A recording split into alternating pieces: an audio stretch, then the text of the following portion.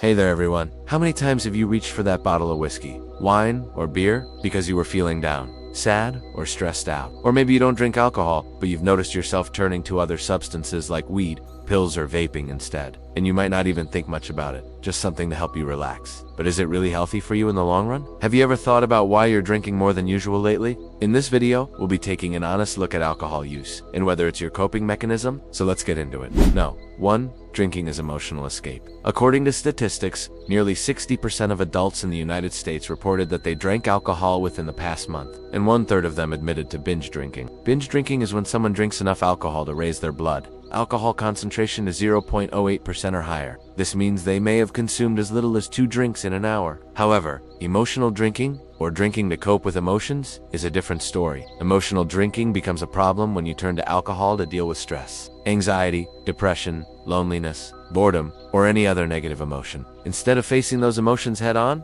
you escape with alcohol. This can lead to a lot of problems down the line, both physically and mentally. And according to research, this behavior is on the rise. A study found that younger adults aged 19 to 30 had increased their alcohol consumption during the pandemic, especially women and those with higher household incomes. This may be due to the increased stress and isolation during lockdowns, which has led to more emotional drinking than ever before. Note 2. The I'm fine culture. Have you ever been out with friends and they offered you a drink? Just to have a good time, and you accept it even though you don't want to? Well, you're not alone. Peer pressure and social norms often lead us to drink even when we'd rather not. We may feel like we have to keep up with our friends, or that we'll be judged if we do undrink. On top of that, many companies market alcoholic beverages as cool and encouraged to be consumed by young people through their advertisements. But what's worse is that many people, especially young people, don't know how to say no. And many parents don't teach their children how to manage social situations where alcohol is present.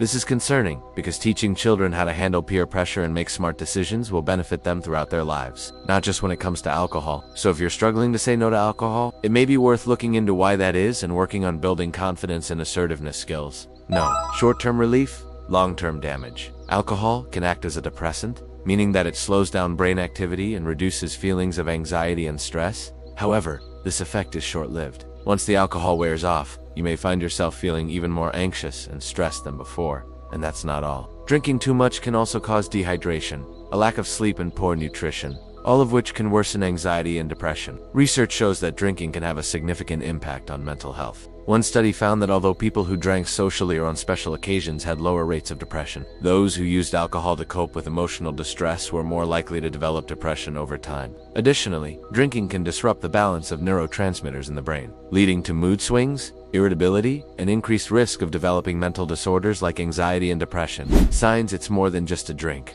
Here are some signs to look out for that indicate your drinking is more than just a way to unwind. You drink to relieve stress, sadness, or loneliness. You're drinking more than you intended to. You find yourself wanting to drink first thing in the morning or after waking up. You experience withdrawal symptoms when you try to cut back or stop drinking. These symptoms can include shaking, sweating, anxiety, and insomnia. You've tried to stop or cut back but can't seem to do so. You often feel guilty or ashamed about your drinking. You neglect important aspects of your life, such as work, school, or relationships because of drinking. You drink to help you fall asleep, but it disrupts your sleep and causes you to wake up more frequently during the night. If you relate to these signs, it may be helpful to reach out to a mental health professional or substance abuse counselor for guidance and support. Remember that acknowledging the issue is the first step towards recovery, and there is no shame in seeking help. No. 5. What's the root? Digging deeper into the psychological reasons behind why you're drinking more than usual is important. Ask yourself why you drink and explore any recent events or changes in your life that may be causing you stress. It could be anything from work, school,